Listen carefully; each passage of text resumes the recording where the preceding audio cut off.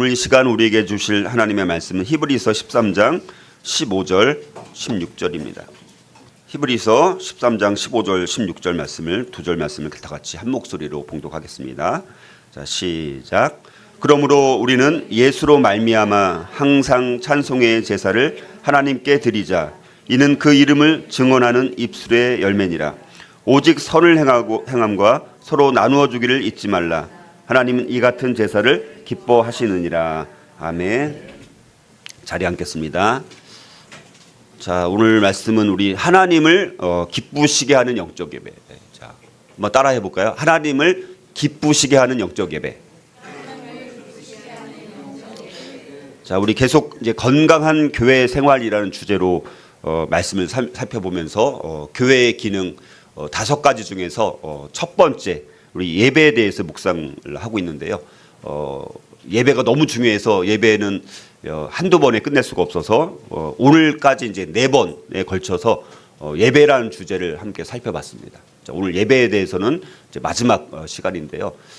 마음 같아서는 정말 우리가 영과 진리로 예배한 예배가 될 때까지 계속 예배라는 주제만 살펴보고 싶은 그런 마음도 이제 들 만큼 우리 예배가 실패하면 나머지는 다 실패하는 것입니다. 그래서 우리가 더 특별히 예배 처소를 옮기는 과정 가운데서 우리 예배에 대해서 우리 모든 성도님들이 다시 한번 깊이 있게 묵상해보고 다시 돌아보고 정말 다시 한번 예배에 우리가 온 마음을 쏟아붓고 정말 영과 진리로 예배하는 그런 사모하는 마음을 가지고 우리가 또 새 예배 처소로 옮기는 이 모든 과정 가운데 함께 할 수 있기를 주님의 이름으로 축복합니다. 자, 예배가 뭐라고 말씀드렸습니까? 예배란 자신을 계시하시는 하나님에 대한 피조물인 인간의 응답, 반응이라고 말씀드렸습니다. 하나님과 관계를 맺은 사람들이 하나님이 누구시고 또 어떤 분이신가를 깨달은 결과로 나타내는 반응과 표현이 바로 예배라고 말씀을 드렸습니다. 자, 그리고 또 다른 말로 표현하면 예배란 하나님의 은혜를 깨달은 인간이 하나님이 임재하신 장소에서 하나님이 기뻐하시는 최선의 방법으로 하나님께 영광을 드러내는 일체의 행위를 가리키며 우리는 그러한 생활을 압축적으로 예배라고 표현하고 있는 것입니다. 자, 무엇보다도 예배의 수신자는 바로 누굽니까? 하나님이십니다. 예배를 받으시는 분이 하나님이십니다. 그러니까 예배의 의식 가운데서는요, 예배자만이 있는 거고 구경꾼이라든가 방관자는 절대로 있을 수가 없다는 것입니다. 자, 그래서 예배의 1차적인 목적은 드리는 것이라고 말씀을 드렸습니다. 우리가 얻는 것이 아니라 드리는 것이 예배의 가장 첫 번째 중요한 목적이라는 것을 우리가 반드시 기억했으면 좋겠고요. 자, 그래서 로마서 12장 1절도 이렇게 말씀하죠. 그러므로 형제들아, 내가 하나님의 모든 자비하심으로 너희를 권하노니 너희 몸을 하나님이 기뻐하시는 거룩한 산 제물로 드리라. 어떻게 하라고요? 산 제물로 드리라. 이는 너희가 드릴 영적 예배니라. 자, 이렇게 말씀합니다. 자, 드리라고 말씀하고 있어요. 드리라. 자, 근데 우리가 예배와 관련해서 아주 중요한 말씀 중에 하나가 뭐가 있냐면 레위기 8장 23절이 굉장히 중요한 말씀입니다. 거기에 특별히 도돌이표 같은 표가 되어 있다라고 했습니다. 그 단어에 잡고라는 말. 거기 보면 이 레위기 8장 23절 보니까 모세가 잡고 그 피를 가져다가 아론의 오른쪽 귓부리와 그의 오른쪽 엄지 손가락과 그의 오른쪽 엄지 발가락에 바르고 이렇게 말씀합니다. 거기 잡고라는 말 안에 히브리 원래 그 원어 성경을 보면 거기 표시가 있습니다. 그 너무너무 중요하니까 다시 도돌이표처럼 또 그 의미를 돌아보고 또 생각해보고 또 묵상해서 그 의미가 뭔지를 잘 깨달아라. 이런 단어가 바로 잡고라는 그런 단어입니다. 잡고라는 뭐예요? 잡다는 거.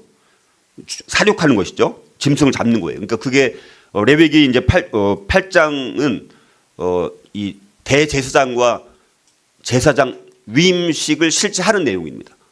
근데 거기에 이제 모세가 그 순양을 잡고 그 피를 이제 뭐 오른쪽 그다음에 뭐 귓부리 그다음에 뭐 오른손 엄지 그다음에 발가락 제일 엄지. 자, 거기에 피를 바르라 이렇게 말씀을 합니다. 근데 잡다라는 것은 뭡니까? 잡다. 잡다라는 말은 아론 자손들이 제사장이 될 때 이제 피를 뿌리는 거예요. 잡고라는 것은 그 하나님 앞에 나아가서 예배를 드린다라는 개념과 같은 것입니다. 오늘날로 말하면. 자, 근데 예배가 잡는다라는 거예요. 그러니까 예배라는 건 뭡니까? 짐승을 잡는 거예요. 짐승.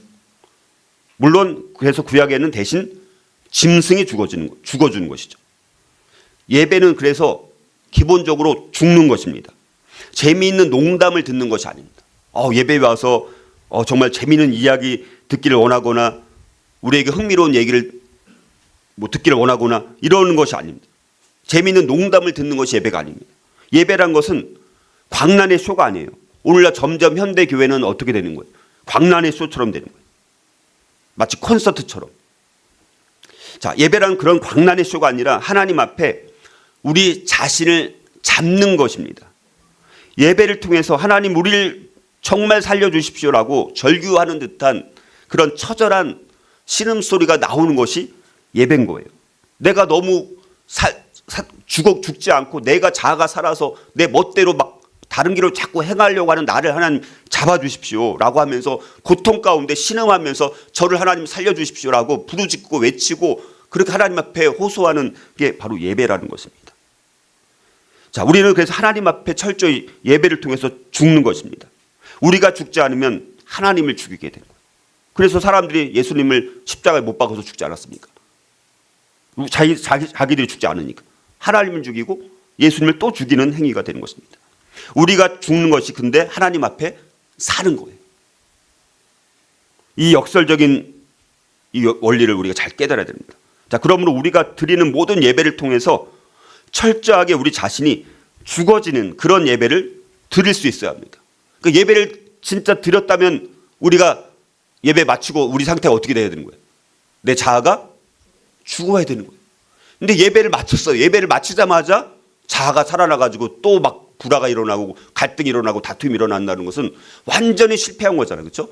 예배 가운데 내 자아가 죽는 처절한 그 절규 신음소리를 통해서 내가 죽었다면 그 이후에는 우리는 어떻게 되는 거예요? 서로 섬기고 서로 사랑하고 그런 엄청난 그런 기쁨의 그런 섬김이 일어나야 된다라는 것입니다. 자, 그래서 우리는 모든 예배를 통해서 철저하게 우리 자신이 한번 죽어지는 그런 예배를 드릴 수 있었으면 좋겠고요. 자, 근데 또 한편으로는 예배란 것은 또 내 자신을 하나님 앞에 산 제물로 또 드리라고 그러죠. 아까 산 제물. 죽어야 되는 측면이 또 하나가 있어요. 하나는 또 살아야 되는 것도 있습니다. 살아있는 예배를 드린다는 건 뭐야? 산 제물. 살아있는 예배를 드린다는 것은 짐승처럼 죽어서 또 드리는 것이 아니라 우리의 전 자아를 통해서 하나님께 쓰실 수 있는 도구로 드리는 거예요. 자아는 죽지만 자아가 죽으면 어떻게 되는 거예요? 하나님께서 우리를 마음껏 사용할 수 있는 영적 상태가 되는 거잖아요. 그건 또 살아있는 거예요. 자, 그래서 근데 여러분 구약의 대제사장들은요 자기를 잡은 일이 없습니다. 늘 뭐만 잡았어요? 짐승만 잡은 거죠. 뭐 순양, 뭐 숫송아지, 뭐 이런 짐승만 잡았습니다. 자기가 죽은 일은 없어요. 대제사장은. 자, 그러나 예수님은 자기 자신을 잡으신 거예요. 예수님은 진짜 대제사장이시면서 자기 자신은 십자가에서 다른 짐승으로 죽게 한 게 아니라 누가 직접 죽었습니까? 예수님이 자신이 직접 십자가에서 희생 제물이 되어서 자신을 잡아서 죽이신 거예요. 자, 그렇다면 저와 여러분들은 우리 자신 하나님 앞에 얼마나 또 이런 산 제물을 드리고 있는가 이걸 한번 돌아봐야 되고 그리고 레위기 아까 이제 8장 23절 보면 그게 출애굽기 29장 20절도 보면 그 위임식 때 어떻게 해야 되는지 그런 내용들이 나오는데 그 아까 이제 순양의 순양을 잡습니다.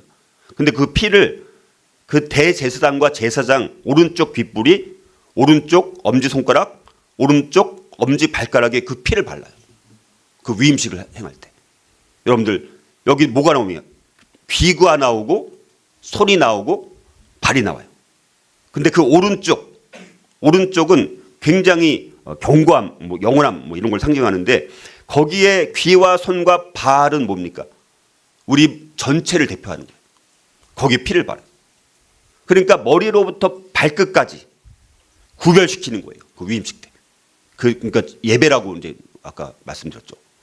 그러니까 그 위임식 때 그 오른쪽 귓불이 오른쪽 엄지손가락 오른쪽 발가락에 피를 바름으로 인해서 머리로부터 발끝까지 모든 것으로부터 나는 내 자신을 성별하고 구별하고 하나님께 거룩하게 내 전체를 드리겠다라고 고백하는 것이 위임식인 거예요. 우리도 예배도 마찬가지인 거죠. 우리가 예배를 드리면서 내 모든 것들을 내 귀부터 손과 발, 내 몸 전체를 산 제물로 하나님 앞에 구별해서 드리니까 하나님께서 마음껏 저를 사용해 주십시오. 저를 죽이건 살리건 하나님 마음껏 하십시오. 이게 바로 예배의 요소 중에 하나라는 것입니다.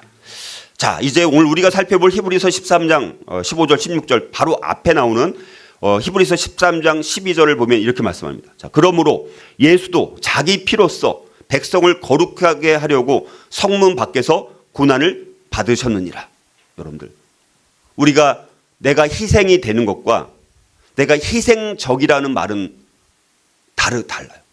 내가 희생, sacrifice 영어로 말하죠. sacrifice, 내가 희생이 되는 것 자체와 sacrificial, 희생적이라는 말은 전혀 다른 거예요. 여러분, 우리는 그냥 나는 희생적이고 싶어요. 그냥 적당히 내 일부를 드리는 것을 좋아합니다. 그렇죠? 일부를 드리는 것을 좋아하지만 우리 주님은 우리 전부를 요구하신다는 거예요. 여러분, 베이컨 한 조각을 내기 위해서는 돼지 한 마리 통째로 죽어야 하는 것처럼 하나님은 우리의 전부, 우리를 통째로 요구하시는 거예요. 통째로. 산 제물로 드린다는 것은 바로 그런 의미예요. 그래서 우리 주님은 하나님이셨는데도 불구하고 우리에게 다 쏟아 부어 주셨습니다.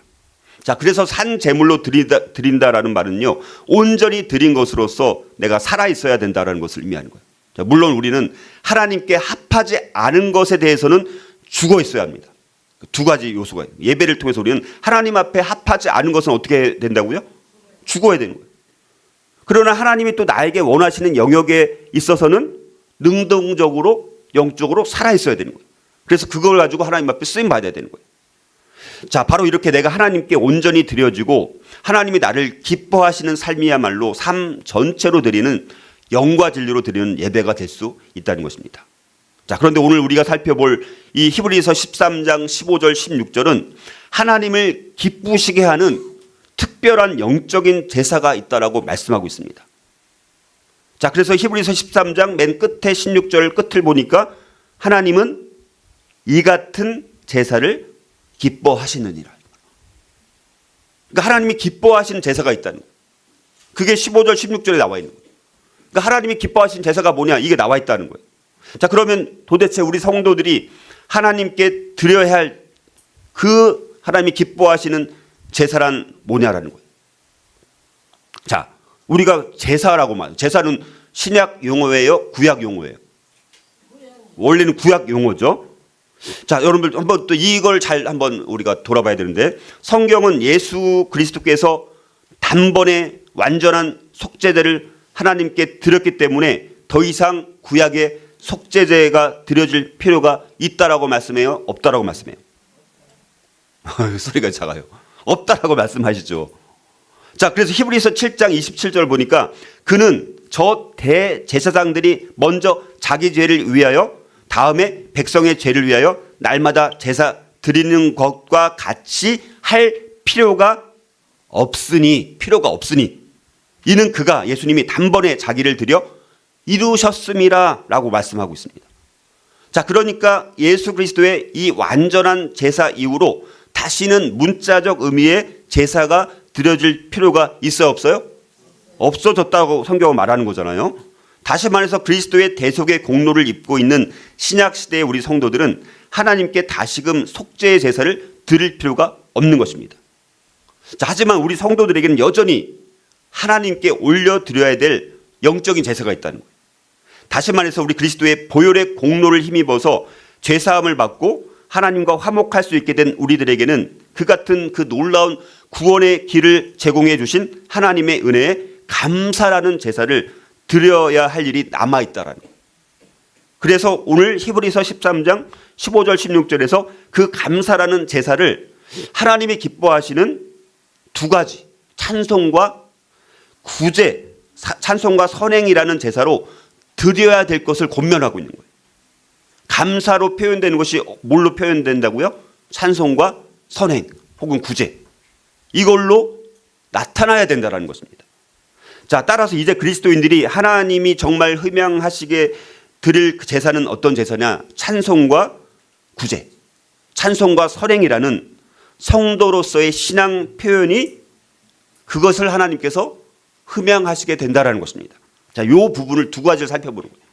자, 그렇다면 우리가 하나님을 기쁘시게 하는 이런 영적 예배를 구체적으로 어떻게 드려야 할까라는 것입니다. 오늘 두 가지를 함께 묵상하고자 합니다.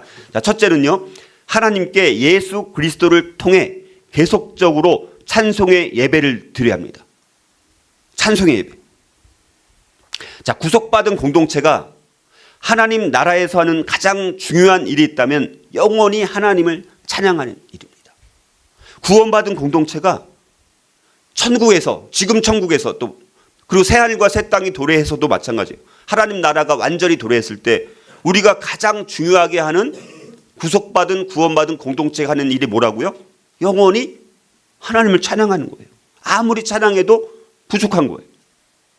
자, 그래서 하나님을 기쁘시게 하는 영적인 제사의 첫 번째는 찬송의 제사입니다. 오늘 히브리서 13장 15절 같이 한번 다시 읽어보겠습니다. 자, 시작. 그러므로 우리는 예수로 말미암아 항상 찬송의 제사를 하나님께 드리자. 이는 그 이름을 증언하는 입술의 열매니라. 자, 성도들이 항상 계속해서 드려야 될 하나님을 영화롭게 하는 제사는 바로 찬양의 제사, 찬양의 제사, 찬송의 제사. 자, 그런데 이 성도가 찬송의 제사를 드리는 것과 관련해서 두 가지 방법을 제시합니다. 첫 번째는 이 찬송의 제사는 예수로 말미암아 드려야 돼요. 예수님을 통해 드려지는 거예요. 우리가 예배를 드리는 것은요, 모든 기도도 우리가 뭘로 마칩니까? 예수님의 이름으로 기도하잖아요. 그렇죠? 예배도 찬송의 제사도 마찬가지예요. 예수님을 통해서. 이 제사, 찬송의 제사는요, 오직 예수 그리스도를 통해서만 드릴 수 있기 때문에 예수님을 거부하는 이들이 있지 않습니까? 예수님을 거부하는 사람들은 이 찬송의 제사를 드릴 수 있을까요? 없을까요? 없는 거예요. 예수님을 모르는데, 예수님을 받아들이지 않았는데 어떻게, 그러니까 예배 가운데는요, 이 찬송의 제사를 못 드리는 사람도 사실 많아요. 그냥 노래만 부르는 거예요. 그거는 진짜 찬송이 아니라. 그러니까 우리가 정말 예수님을 만나고 예수님을 영접하고 그리고 예수 그리스도를 통해서 우리가 이 찬송의 제사를 드리는 것입니다. 자, 그리고 이 찬송의 제사는 그냥 어쩌다 한번 드리는 게 아닙니다. 항상, 뭐라고 말씀하세요? 예수로 말미암아, 거기 뭐라고 되어 있어요? 항상, 항상. 항상이란 말이 중요합니다. 그러니까 항상이란 말은 뭐예요? 계속적으로, 계속적으로. 자, 찬양이라는 것은 곧 하나님을 명예롭게 말하는 것이기 때문에 구원 얻은 성도들은 이 찬양하는 일을 계속해야 된다는 거예요. 그러니까 이 찬양의 제사는 단순히 오늘 모이는 주일에만, 공적인 예배에만 드려진 제사가 사실은 아니에요. 이거는 날마다, 순간마다 우리의 일상의 모든 곳, 모든 때에 우리가 드려지는 제사가 찬송의 제사이어야 한다는 것입니다. 그리고 어떠한 환경 가운데서도 찬양할 수 있는 성도가 진짜 믿음의 사람이고 하나님의 역사를 기대할 수 있는 것입니다. 바울과 실라가 우리 다음 주 금요 기도회 때 살펴보면 이제 빌립보 감옥에 갇히게 됩니다. 막 거기 소란나게 했다고. 근데 그 감옥에 갇혀서도 바울과 실라가 한 게 뭐냐면 하나님께 기도하면서 찬양합니다. 감옥에 갇혔는데. 자, 그런 것이 바로 찬양이라는 거예요. 나에게 많은 축복을 주셨기 때문에 기도 응답을 해 주셨으니까 그때만 찬양을 올리는 것이 아니라 어떠한 환경일지라도, 모든 곳에 어떤 곳에 있을지라도, 어떤 때일지라도 찬미의 제사를 드릴 것을 우리 하나님은 요구하신다는 것입니다. 자, 그런데 이런 찬송의 제사는 또 다른 말로 뭐라고 또 나와 있습니까? 그 이름을 증언하는 입술의 열매라고 다시 또 정의를 내려주는 거예요. 그러니까 우리가 못 알아들을 것 같으니까 찬송의 제사, 그리고 나서 또 뭐라고 말하냐? 그 이름을 증언하는 입술의 열매라고 다시 말씀해 줍니다. 그러니까 찬송의 제사는 뭡니까? 그분의 이름을 고백하는 우리 입술의 열매라는 거예요. 그래서 그 이름을 증언한다라는 게 뭡니까? 공개적으로 그리스도에 대한 신앙을 고백하는 거예요. 그러니까 찬송의 제사에서 요구되는 것은 뭡니까? 성도들이 자신의 그 예수님을 믿는, 하나님을 믿는 신앙 고백에 충실해야 된다라는 것을 말씀합니다. 자, 그래서 하나님을 찬송하는 것은 예수 그리스도를 통해서 우리 죄인을 구원하신 하나님의 은혜에 대한 감사의 외적인 표현, 그게 뭘로 나오는 거예요? 입술의 표현. 입술의 표현은 다른 말로 뭡니까? 고백하는 거예요. 고백하는 거예요. 내가 사람들 앞에서도, 나를 죽이려고 하는 상황 속에서도 나는 예수님을 시인합니다 라고 고백하는 거예요. 입술의 표현이. 그게 찬송입니다. 자, 이렇게 찬송의 제사는 그리스도의 속죄에 감사하여서 내 자신의 모든 삶을 하나님께 드리겠다라는 정신을 가지고 이거를 음악적으로 표현하는 것이 찬송의 제사입니다. 그러므로 이와 같은 입술의 열매, 이런 입술의 열매, 다시 말해서 구체적인 이 감사의 찬양은 하나님의 은혜를 아는 이들이 결단코 결코 중단해서는 안 되는 너무나 귀한 참된 제사가 되는 것입니다. 시편 34편 1절은 이렇게 말씀합니다. 내가 여호와를 항상 송축하며 내 입술로 항상 주를 찬양하리이다 라고 고백합니다. 에베소서 5장 19절 보면 이렇게 말씀합니다. 시와 찬송과 신령한 노래들로 서로 화답하며 너희의 마음으로 주께 노래하며 찬송하라 이렇게 말씀합니다. 자, 이 말씀에 의하면 우리가 정말 성령 충만, 거기 성령 충만과 관련된 말씀을 하면서 그런 말씀을 하는 건데, 성령 충만하고 우리가 예배로 모일 때마다 우리가 어떤 놀라운 일들이 일어나야 될까라는 그 질문에 대해서 그것은 바로 하나님과 그리스도의 말씀과 그리스도에 대한 시들과 찬송들을 서로 주고받는 일들이 일어나야 되는 거예요. 우리가 중요한 게. 우리 모든 성도들이 성령 충만합니다. 그래서 지금 예배로 모였어요. 물론 공적인 예배뿐만 아니라 그 위에 시간들 속에서도 우리 안에 뭐가 일어나야 되는 거예요. 주님을 향한 찬송과 이걸 서로 주고받는 일들, 그런 일들이 일어나야 됩니다. 우리가 우리 신앙 고백 가운데 하나님을 찬양하는 삶을 살아가게 된다면 우리가 예배라든가 우리의 모임 가운데 우리가 서로 그리스도를 주고받게 되는 거예요. 그렇게 되면 그리스도가 교회 안에 풍성하게 되고요. 지체들 간의 사귐도 더 깊어지게 되는 거예요. 여러분, 저와 여러분들이 성도들 간에 더 깊은 사귐의 교제를 하려면 세상적인 거, 뭐 이 세상 돌아가는 것도 물론 얘기를 나눠야 되지만 그리스도를 나누고 그리스도께 대한 서로 화답을 하는 거예요. 나는 그리스도가 이런 분이야. 내가 참 어려워. 나는 문제가 아직 해결되지 않았어. 근데 예수님께서 나를 이렇게 사랑하시는 것을 나는 다시 깨달았어. 그러면 상대방도 그래요. 당신도 그랬어요. 저도 이런 일이 있었는데 그 가운데 참 옛날 같았으면 참 힘들고 좌절했을 텐데 그리스도께서 그럼에도 불구하고 우리를 또 구원해 주셨고 우리가 천국에 대한 소망이 있어요. 이런 거를 서로 주고받고 화답하는 것이, 그런 것들이 자꾸 나눠질 때 사귐이 깊어지는 거예요. 그렇습니까? 안 그렇습니까? 자, 그러면 우리 모임과 예배 때마다 바로 이런 일들이 일어나야 되는 거예요. 우리는 그리스도인으로 살아가면서 얻게 된 기쁨과 감사를 찬양과 찬미의 열매로 맺어야 되는 거예요.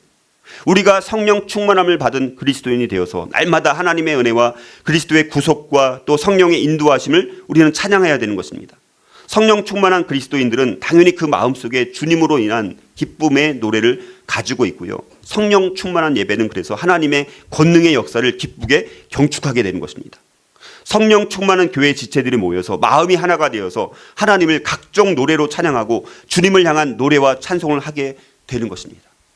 찬송은 우리로 하나님의 임재 안에 들어가게 하고 또한 하나님이 우리 가운데 임하시게 합니다. 그 결과 우리는 승리와 자유와 우리를 새롭게 하는 일들이 나타나는 것입니다. 아무리 우리가 두려워할 일이 있어도 우리는 두려워하지 않게 됩니다. 아까 말씀드렸던 것처럼 바울과 실라가 감옥에서 또 찬송했던 것처럼, 자, 그래서 우리 찬양이라는 것은 우리가 정말 진정한 찬양을 드리게 되면 우리로 하여금 영적 전쟁에서 우리가 승리를 하게 만드는 것입니다. 자, 우리가 우리의 날마다의 삶 가운데 하나님을 경험하고 그래서 만나지 않고는 결코 우리 마음을 다해서 영과 진리로 하나님을 찬양하고 경배할 수가 없습니다. 우리는 공적인 예배를 통해서 우리 매일의 삶을 통해 경험한 그 하나님을 사랑하는 교회 공동체 지체들과 함께 찬양하고 경배하는 것입니다. 그게 예배인 거예요. 우리는 결코 하나님에 대한 단지 머리로의 지식적인 이유만으로 하나님을 찬양할 수가 없습니다. 감격 때문에 찬양할 수가 있는 것입니다. 그래서 우리의 삶이 정말 성령 충만한 삶을 살고 그리고 성령 충만한 성도들이 주일 예배를 함께 드리게 된다면, 그래서 그 예배 가운데 엄청난 하나님의 임재의 충만함을 경험하게 되는 것입니다. 예배는 바로 우리의 속사정을 아시는 하나님을 경배하고 찬양하는 것입니다. 예배는 온 세상을 창조하신 하나님을 감사하면서 우리에게 열심히 일하게 하신 그 하나님께 감사 찬양하기 위해서 모이는 것입니다. 자, 그래서 예배는 하나님을 찬양하는 거예요. 그리고 찬양은 인간이 하나님을 향해서 드릴 수 있는 최상의 선물이 찬양입니다. 우리가 엄청난 물질을 갖고 하나님을 드리는 거 물론 그걸 기뻐할 수는 있겠죠. 그 목적이 정말 하나님 영광을 위한 것이라면. 그러나 그런 어떤 것보다도 하나님이 가장 기뻐 받으시는 최상의 선물은 뭐라고요? 찬양입니다. 우리 아이들이 가장 바라는 어떤 선물이 있을 것 아닙니까? 그러니까 하나님도 가장 받기를 원하는 최상의 선물이 있다면 구원받은 하나님의 백성들로부터 가장 내가 받기를 원하는 최상의 선물은 이거야. 우리에게 알려주는 거예요. 근데 찬양할 때 돈이 들어요, 안 들어요? 아무것도 안 들잖아요. 근데 뭐가 필요합니까? 우리 마음을 드리는 게 어려워요. 그렇죠? 마음을 전인격을 드리는 게 어렵잖아요. 찬양은 우리가 하나님께 드려야 될 최선의 제물이라는 거예요. 최선의 제물. 그래서 찬송의 제사를 하나님께 드리자라는 말은 마치 제물, 여러분들 제물을 구약시대 때 제물을 드릴 때 뭐 아무거나 골라서 제물을 드립니까? 아니면 1년 된 흠이 없는 최상의 최고의 최선의 짐승을 잡아서 드리는 거예요. 우리도 마찬가지입니다. 나를 산 제물로. 근데 내가 흠이 있어야 돼? 없어야 돼?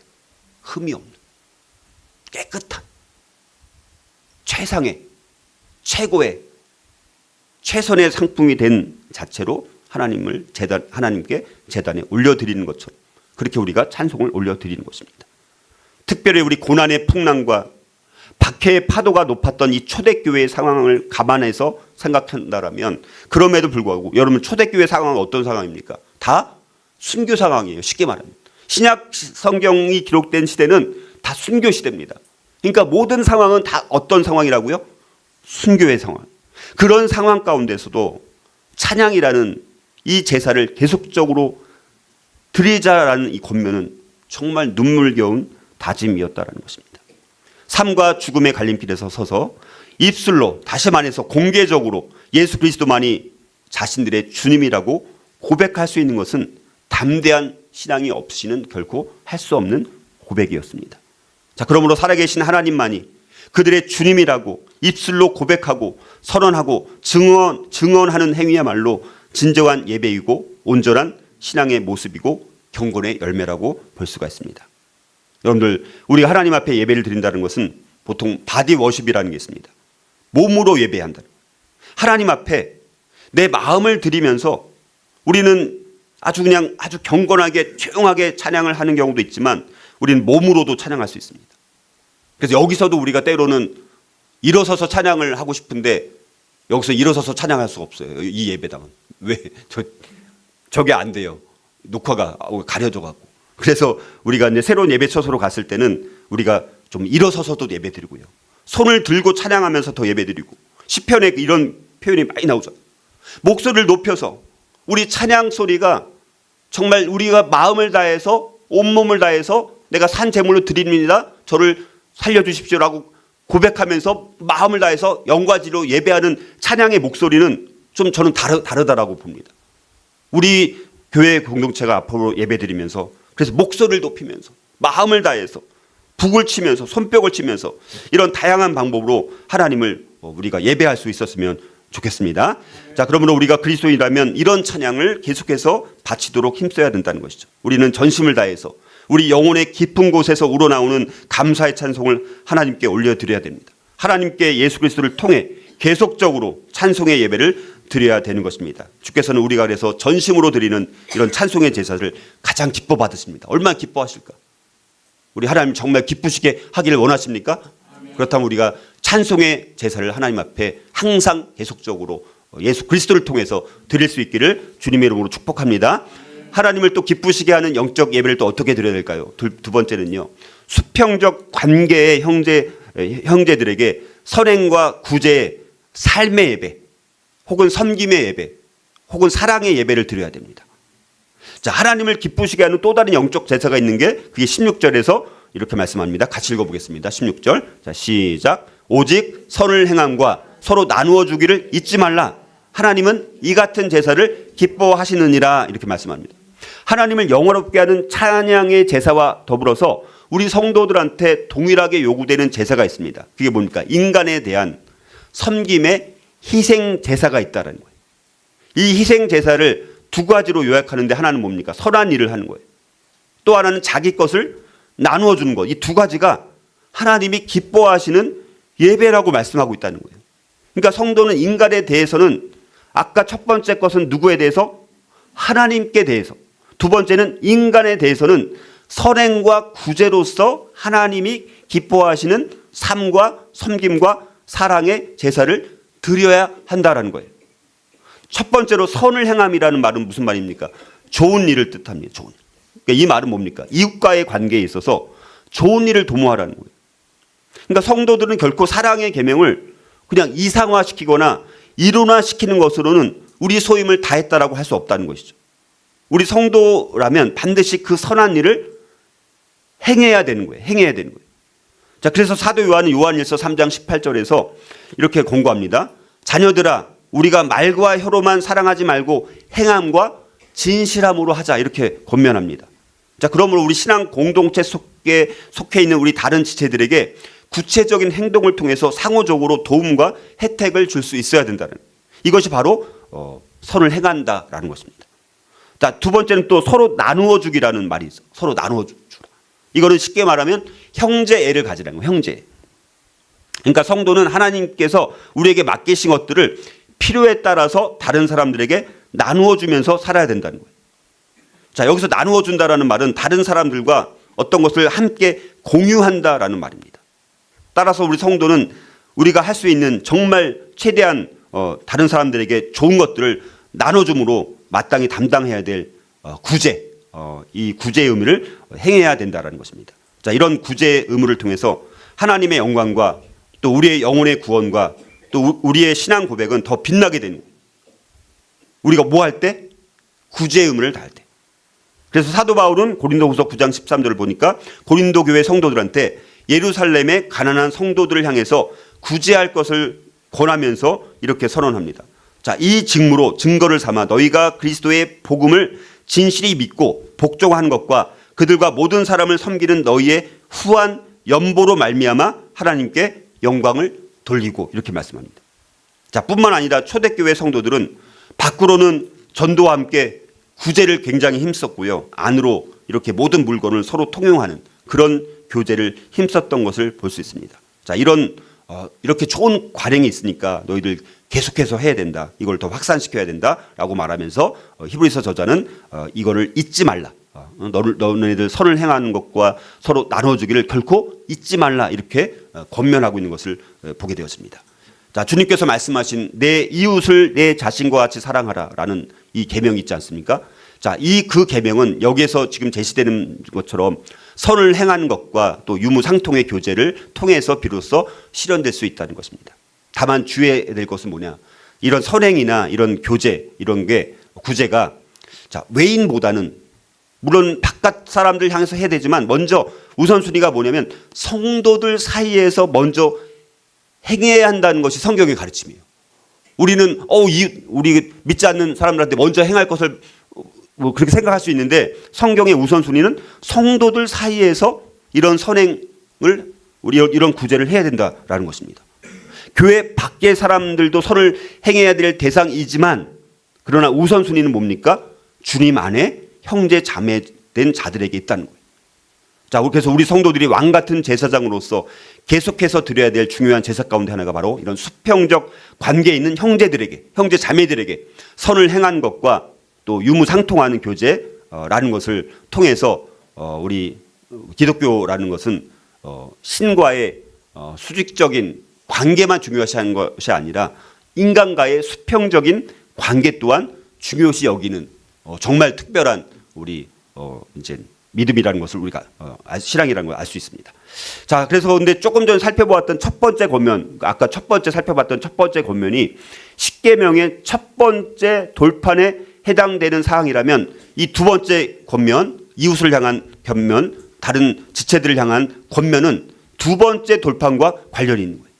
자, 이게 무슨 말이냐면 10계명의 1계명부터 4계명까지는 하나님과 언약 백성들 간의 수직적인 관계에 대한 내용이 이제 1계명부터 4계명, 그게 이제 첫 번째 돌판입니다. 자, 그리고 10계명의 5계명부터 마지막 10계명까지는 언약 백성들 간의 수평적인 관계에 관한 내용입니다. 두 번째 돌판. 자, 그래서 이 10계명의 두 번째 돌판은 그리스도인들의 감사의 생활이 우리의 이웃과 성도들을 향해서도 확장되어야 되는 것을 가르쳐주고 있는 거예요. 자, 이렇게 하나님을 기쁘시게 하는 영적 예배는 선을 행하고 또 다른 이들의 필요를 채워주는 일이라는 거예요. 다시 말해서 선행과 구제의 제사를 통해서 구체적인 우리의 삶 속에서 하나님의 사랑을 행동으로 나타내 보이는 삶의 제사를 드릴 수 있어야 된다라는 것입니다. 저와 여러분이 가장 힘들고 어려울 때 정말 다른 사람들의 도움을 기다리고 그들의 격려와 지원을 기대했다면 이제는 마찬가지로 저와 여러분들의 관심과 도움을 기다리는 사람들이 우리 지체들 가운데 있다는 거예요. 그들을 향해서 아니면 또 세상을 향해서 또 신앙 공동체 안에 그런 사람들이 적지 않다는 사실들을 우리가 기억하고 우리가 실질적으로 도움을 주는 것이 필요하다는 것입니다. 자, 그런데 이 두 번째 내용은요, 우리가 먼저 첫 번째 권면인 하나님께 예수 그리스도를 통해 계속적으로 찬송의 예배를 드리는 것에 성공할 때 이 두 번째 권면인 형제와 이웃을 선행과 구제로 섬기는 삶의 예배가 가능할 수 있다는 거예요. 이것도 첫 번째가 성공해야지 두 번째도 됩니다. 근데 두 번째만 성공해도 문제인 거예요. 하나님께 예배는 실패하면서 다른 사람들 뭐 열심히 막 봉사하는 사람들도 있잖아요. 그것도 안 되는 거예요. 근데 첫 번째가 되면 두 번째는 결과로 나와야 된다는 거예요. 다시 말해서 우리의 삶 가운데 성공적인 예배의 결과가 있을 때 우리가 계속 살펴봤던 것처럼 축복과 나눔의 삶으로 이어져야 된다는 것입니다. 구약 성경에 나와 있는 그런 게 많이 나와 있습니다. 성공적인 예배의 결과는 축복과 나눔의 삶으로 이어져야 돼요. 우리가 이게 이제 우리 다윗 살펴봤었잖아요. 그렇죠? 다윗이 법궤를 예루살렘 성으로 이제 들어오면서 너무너무 기뻐가지고 나중에 결과가 보니까 백성들한테 다 먹을 거 나눠주고 또 집에 돌아와서 또 가족들을 축복하고, 자, 그렇게 하지 않았습니까? 자, 이렇게 우리가 정말로 예배에 성공할 수만 있다면 이처럼 우리 자기 주변에 있는 모든 사람들을 축복하는 삶을 살게 되어 있다는 것이죠. 참된 예배의 결과는 하나님의 형상을 담게 되어 있고요, 주님으로부터 받은 은혜를 여러 사람들과 함께 나누게 되어 있는 것입니다. 자, 우리가 하나님께 예수 그리스도를 통해서 계속적으로 찬송의 예배를 드린 것에 우리가 정말 성공할 수 있다면 그 결과로 우리 형제들과 이웃을 우리가 섬기는 삶의 예배, 섬김의 예배, 사랑의 예배로 이어지게 되는 것입니다. 자, 우리는 그래서 선행과 구제로서 하나님께 향기로운 사랑과 섬김의 제사를 드려야 되는 것입니다. 그걸 참으로 하나님이 기뻐하신 제사라고 말씀하고 있는 거예요. 비록 우리의 선행과 구제가 뭐 때로는 너무나 연약해서 마치 보잘것없는 것처럼 보일지라도 하나님께서는 친히 이러한 것들을 하나님의 마음에 합한 예배의 행위로 하나님은 받으시는 거예요. 우리의 마음을 받으시는 거니까. 그것이 많고 적음을 떠나서, 자, 그러므로 우리가 선행과 구제에 더욱 힘써야 되는 것이고요. 우리가 드릴 예배는 그래서 교회 안에만 한정되어 있는 것이 아니라 바로 일상의 모든 공간이 곧 예배를 위한 곳이라는 것을 생각을 해본다면 우리가 이제 예배 처소를 새로운 곳으로 옮기면서 거기서는 우리가 이제 이 안에서만 하면 안 돼요. 우리 안에서도 물론 형제들끼리 서로 필요를 채우지만 그 주변에 우리 이웃들에게도 우리가 필요를 채워주는 일들을 우리가 할 때 우리가 정말 우리 교회가 진짜로 참으로 예배하는 공동체가 된다라면 우리 안에만 머무는 것이 아니라 그 축복이 바깥으로 이렇게 흘러넘치는, 생수의 강이 흘러넘치는 저희 우리 온상 지구촌 교회가 될 수 있기를 주님의 이름으로 축복합니다. 자, 결론을 맺습니다. 우리가 참된 예배를 드리기 위해서는 몇 가지 우리가 예를 들어서 이런 자세가 필요합니다. 첫 번째는 시간 엄수입니다. 시간 엄수. 우리가 정말 예배 시간, 우리가 하나님을 만나는 시간입니다. 우리가 정말 너무너무 중요한 미팅이 있어요. 이게 우리의 재산이 1억인데 1억이 달려있는 뭐 계약을 맺는 그런 만남입니다. 그러면 어떻게 합니까? 미리미리 가잖아요. 그렇죠? 최소한 10분 전에는 가잖아요. 자, 시간 엄수. 우리가 하나님을 만나는, 만왕의 왕 되시는 하나님을 만나는 시간이라면 그 약속을 더 잘 지켜서 미리미리 시간을 잘 지키는 것이 필요합니다. 그래서 우리가 여기서는 조금 늦을 수 있지만 새로운 예배 처소 갔을 때는 우리가 모든 성도님들이 이 예배 시간 전에 우리가 미리미리 준비하는 마음으로 시간 엄수를 잘 지킬 수 있었으면 좋겠습니다. 대답을 안 하시는 거 보면 나는 계속 이렇게 할 거야. 자, 두 번째는 기도로 마음을 준비하는 것이 중요합니다. 참된 예배를 위해서는 기도로 마음을 준비해야 돼요. 그러니까 예배 한 10분 전, 최소한 10분 전부터는 이젠 좀 하나님과 대면하면서, 그러니까 교제는 우리가 예배 끝나고 서로 다른 분들과 교제하는 것도 끝나고 될 수 있으면 하고요. 아니면 일찍 와서 뭐 할 수 있으면 하지만, 그 일찍 도착해서 마음의 준비를 기도로 마음을 준비하라. 오늘 말씀의 부문이 뭔지도 미리미리 좀 봐야 되는 거죠. 아, 오늘 말씀이 이런 거구나. 또 개인적으로 한번 또 묵상해보고, 오늘 하나님 제 심령이 아까 말씀드렸던 것처럼 제가 자아가 죽기를 원합니다. 나를 잡는 시간 되게 해주십시오. 그리고 하나님께 필요한, 살아있는 것은 하나님께 필요하게 저를 사용해 주십시오. 오늘 예배 가운데 경청할 수 있도록 도와주시고 다른 잡생각 들지 않게 제 마음을 다스려 주십시오. 자, 이렇게 마음으로 기도하고 준비하는 그 예배와 아무런 준비 없이 그냥 드리는 예배는 분명히 다르다는 거예요. 이런 것이 하나씩 하나씩 쌓여서 참된 예배가 될 수 있느냐, 그렇지 않은 예배가 될 수 있느냐, 달라지는 것입니다. 정말 우리가 첫 번째, 우리 계속 말씀드리지만 제가 예배란 주제만 가지고 4번 말씀 설교를 하는 거예요. 4번. 너무너무 중요하니까. 이게 안 되면 다른 거가 안 된다는 거예요. 그러니까 진짜 중요하게 생각해야 돼요. 두 번째, 세 번째는요, 집중적인 찬양을 해. 오늘 우리 찬양 배웠잖아요. 찬송의 제사, 찬송의 제사를 드린 게 예배입니다. 그러니까 예배 때, 하나님을 찬양할 때 입술도 안 벌리고 그냥 가만히 있는 거는 이해가 안 되는 거죠. 그러니까 찬양할 때 형식적으로 하는 것이 아니라, 그냥 소리만 크게 되는 것이 아니라 마음을 다한 그 높여드리는 소리로 마음을 실어서 하나님을 찬양하면, 여러분들 그 예배는 혼자만의 예배가 아니라 공동체가 드리는 거잖아요. 그러면 옆에 있는 분이 마음을 다해서 찬양을 드리는 걸 내가 느껴요, 안 느껴요? 느끼면 나도 거룩하게 더 하나님을 찬양하고 싶은 거잖아요. 그러면 그게 누룩처럼 전염이 돼서 우리 모든 지체들이 집중적으로 성령 충만해서 하나님을 예배하고 목소리를 높여서 손을 들고 하나님을 찬양한다면, 그 찬양은 하나님의 임재하심은 차원이 다른 하나님의 임재하심을 경험하게 되는 거예요. 그런 예배를 사모하지 않습니까? 그런 예배를 사모하는 거잖아요. 우리가 그리스도인이라면 그런 예배를 사모하는 자들이 모인 게 예배 공동체인 거잖아요. 그렇죠? 우리가 그런 예배를 드리기를 원하는 것입니다. 또 4번째는 헌금 봉헌을 할 때 그냥 부랴부랴 막 하는 것이 아니라 미리 준비한 마음으로. 헌금을 하는 것은 물질만 드리는 것입니까? 헌금을 드리면서 뭘 드리는 거예요? 내 마음을 드리는 거예요. 헌금은 내 마음의 표현인 거예요. 그러니까 그 헌금도 정성껏 준비해서 마음을 담아서, 내 사랑을 담아서, 하나님을 향한 사랑의 마음을 담아서 주님 앞에 드리는 마음으로, 헌금 하나를 드리더라도 우리가 그런 마음으로 봉헌하는 것입니다. 5번째는 설교를 집중해서 경청해야 되는 거예요. 지금 아주 높은 분이 내 옆에서 말을 하는데 내가 딴짓할 수 있어 없어요? 지금 내 집 문제가 해결될 수 있는 중요한 만남을 하고 있어요. 그럼 내가 그 사람 말을 지금 잘 들어요, 안 들어요? 이거 실수하면 안 되니까 아주 그냥 하나하나, 단어 하나하나 집중해서 들어요, 안 들어요? 듣잖아요. 그렇죠?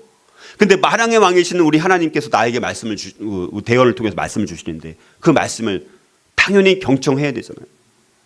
제가 그러잖아요. 설교한 사람도 지난주 설교한 걸 잊어버려, 안 잊어버려요? 잊어버린다니까요. 설교를 그렇게 오랫동안 엄청나게 준비를 했어도 일주일 지나면서 그 설교 말씀이 기억이 나요, 안 나요?